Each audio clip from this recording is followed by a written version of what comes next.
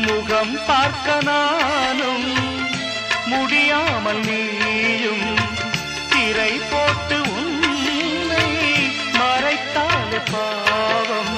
ஒரு முறையேனும் திருமுகம் காணும்